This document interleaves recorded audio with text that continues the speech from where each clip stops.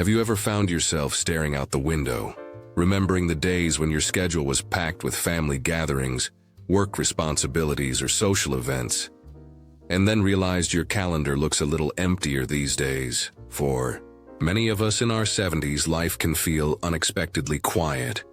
That stillness can be a gift, or it can feel like a vacuum, one that leaves us wondering, what do I do with all this time now? The truth is, your 70s can be a chapter of renewal, an era when the sense of purpose you once found in your career or in raising a family can transform into something both deeply personal and beautifully freeing. Hobbies are a perfect way to explore that. They're more than just ways to pass the time. They're doorways into discovery, community, and a rejuvenated sense of self.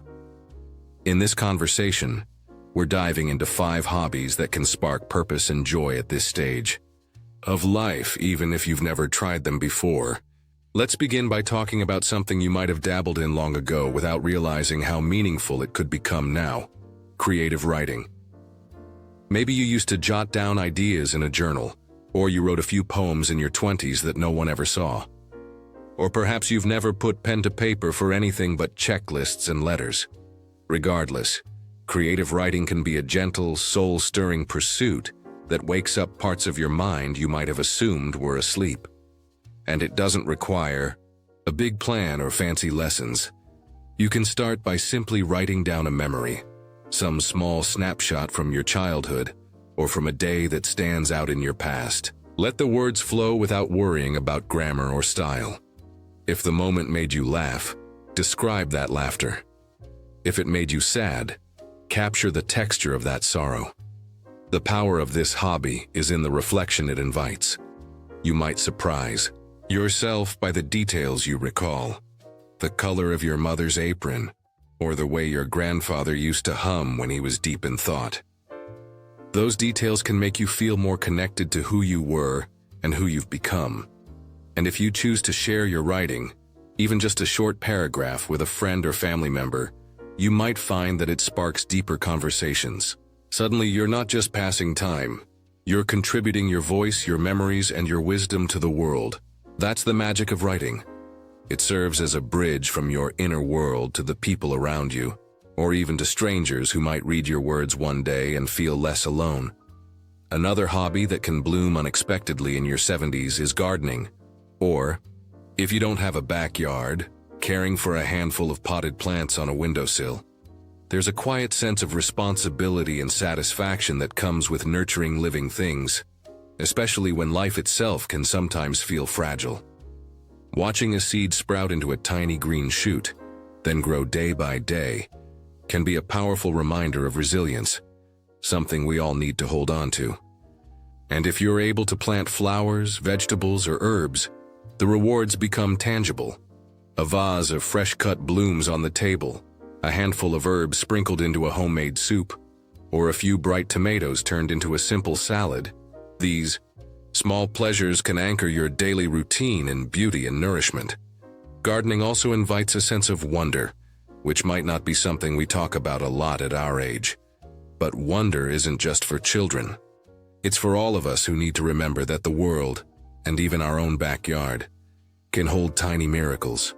So if you decide to embrace gardening, whether it's a single houseplant or a whole plot in the community garden, each new leaf can feel like a gentle reminder that growth is always possible for plants and for people.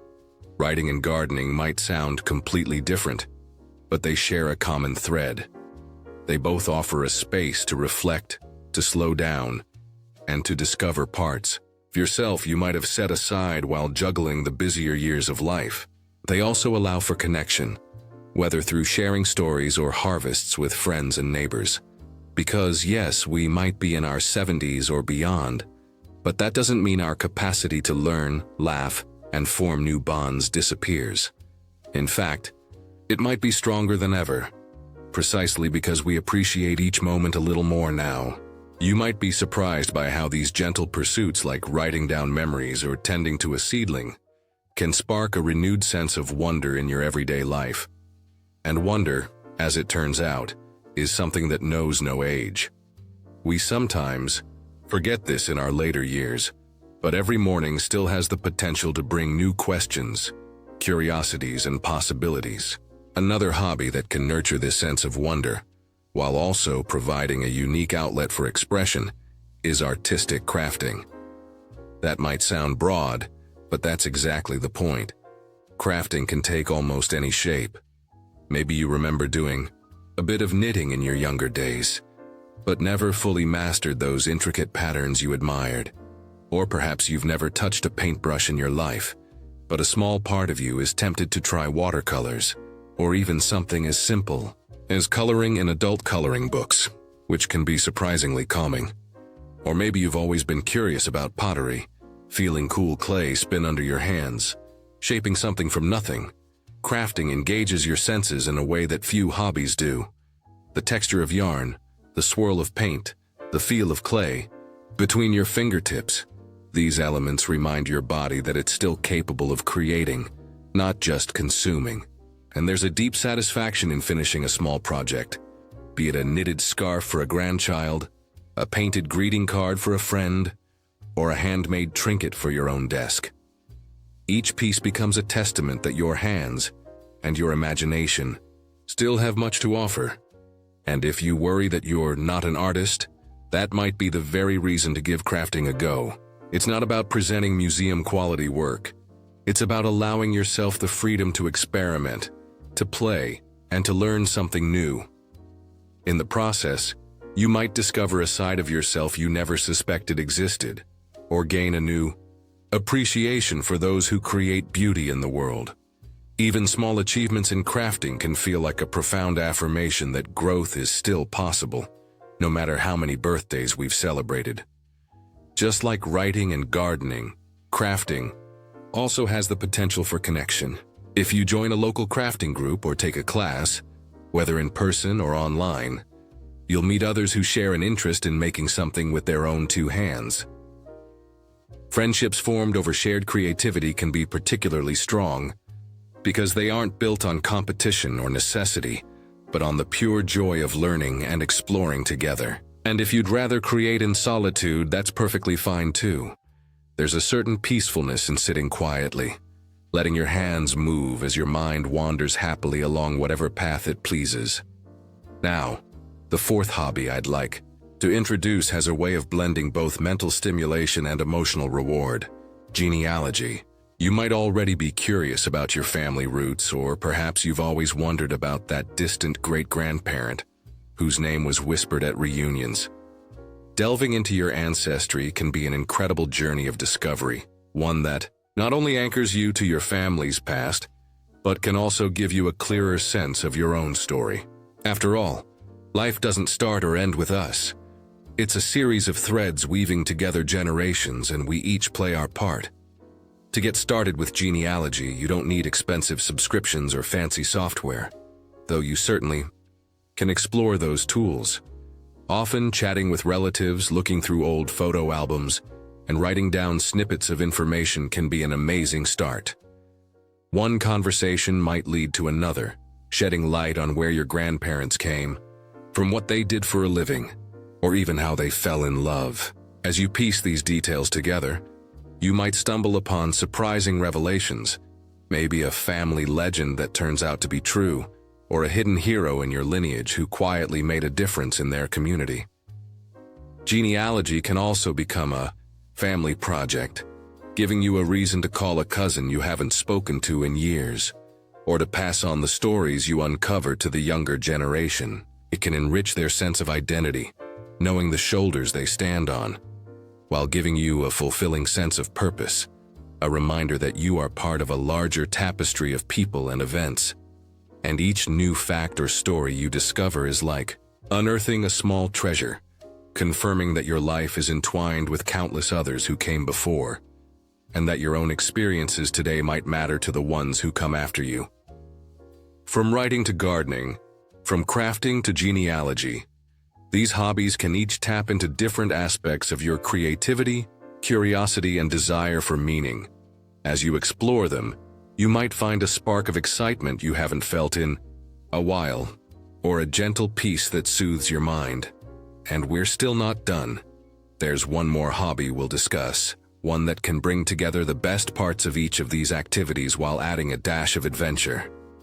You've seen how writing, gardening, crafting, and exploring your family roots can each bring their own sense of wonder and fulfillment, no matter what your experience level might be. There's something quietly magical about stepping into a new hobby at this stage in life, a sense that you're still growing, still evolving, still capable of learning. And there's one more hobby I'd love to share, one that can weave together fun, community, and a sprinkle of adventure. Let's talk about volunteering as a hobby. Yes, volunteering can be a hobby, a purposeful and energizing one. It isn't just charity work or something to do to fill your time. It can be an avenue to discover hidden strengths, meet like-minded people, and make a difference in your community.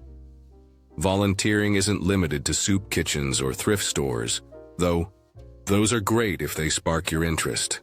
It can include reading to children at your local library, guiding tours at a museum you love, walking dogs for a rescue organization, or even mentoring younger adults who are just starting out in their careers. The variety is huge, and that's what makes volunteering such a rich wellspring of possibility. You might find yourself drawn to an organization that reflects a passion you've carried through life.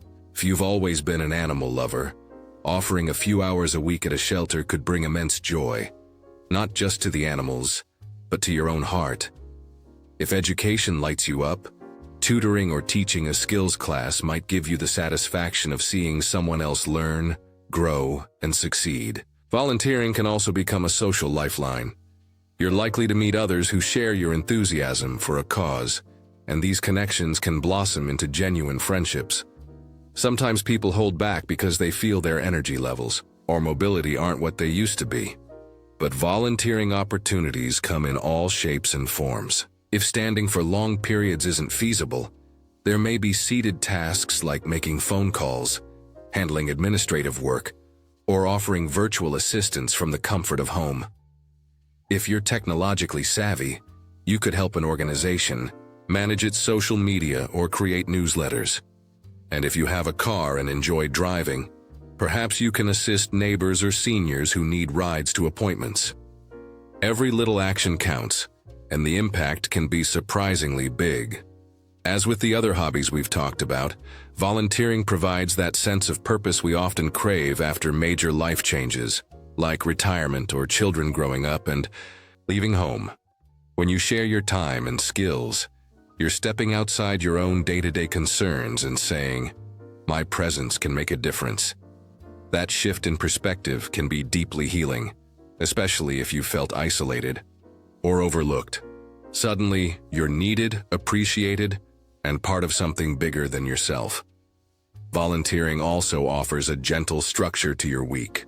Having a regular commitment, even if it's just a couple of hours, creates a rhythm that can help you feel more balanced. Many people report they sleep better, feel more alert, and even manage daily stress with greater ease when they have a place to be or a role to fill on a recurring basis. It's as if your mind says, "I'm here for a reason," and it feels good. And yet again, volunteering ties into some of the other hobbies seamlessly. You could volunteer to lead a craft session at a community center, teaching others the skills you yourself have learned. You could help maintain a garden in a public space, combining your love for plants with a cause that benefits your town or city. You might share your genealogical research passion by assisting a local historical society or library. Even writing can come into play. Imagine helping a nonprofit edit its newsletters or craft heartfelt thank you notes to donors. Your newfound or long-held interests could become the very talents that lift someone else's spirits.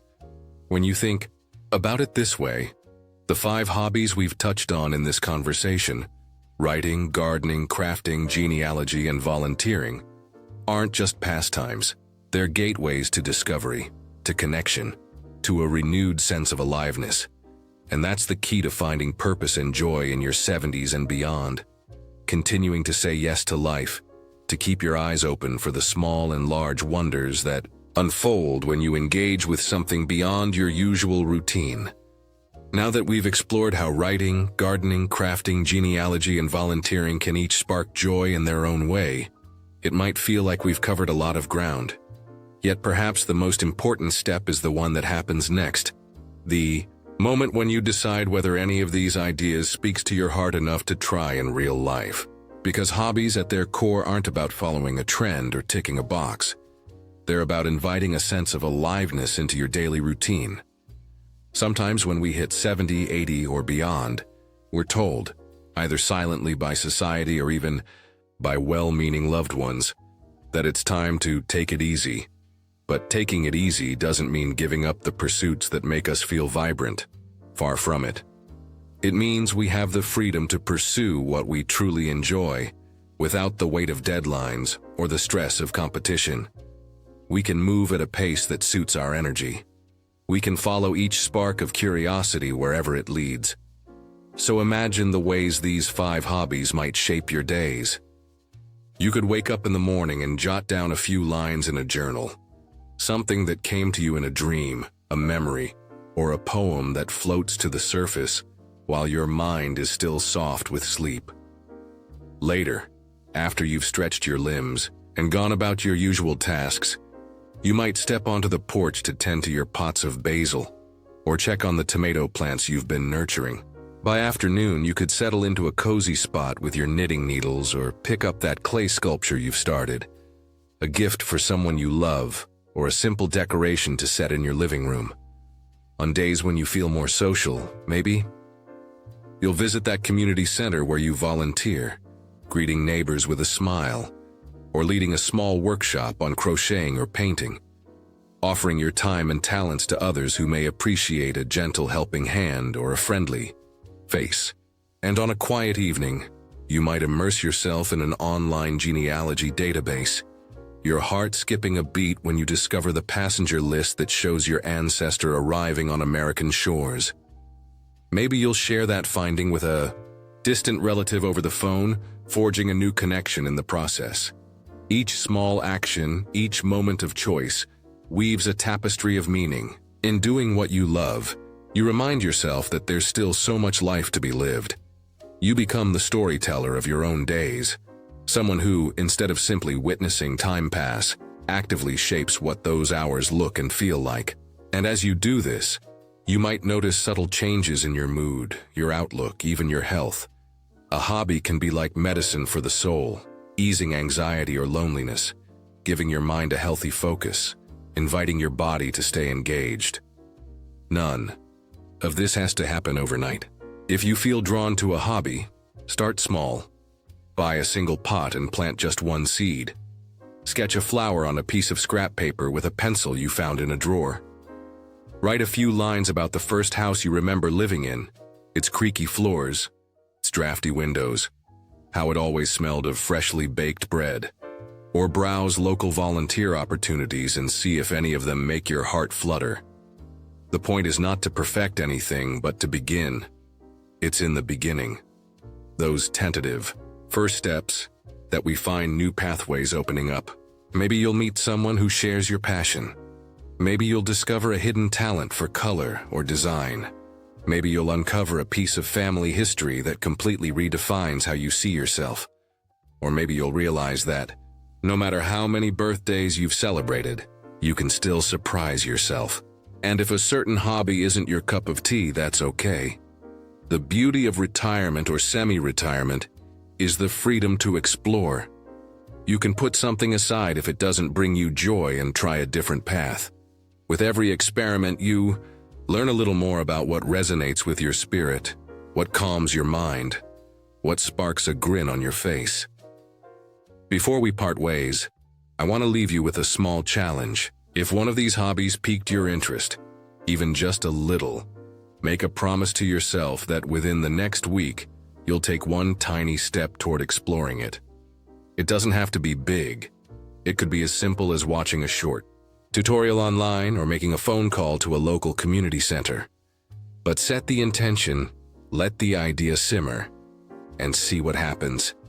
You might just find a new source of joy that fills your days with hope and purpose. Remember, aging isn't an ending, it's a landscape that continues to transform, revealing new wonders if we're willing to look. And as you fill your life with the gentle delight of hobbies, you're choosing to remain curious, engaged, and awake to the beautiful possibilities each day can hold. If you found these ideas helpful or inspiring, please consider leaving a comment below. Share your own experiences, or a hobby you've already embraced. And if someone you know could use a nudge to reignite their passion for life, send them this video. It might be the gentle encouragement they need. Of course, giving a like and subscribing helps us build this community of wise, adventurous souls too. Here's to the art of living fully at any age. Today's shaped by writing or gardening or crafting, by discovering roots or lending a hand where it's needed, by the simple act of leaning into what makes your heart sing. Because whether you're 70, 80, or beyond, there's still so much joy, creativity, and purpose waiting to unfold in your life. And the best part? You get to choose how, and when, and why. Enjoy every moment, my friend. You've earned it.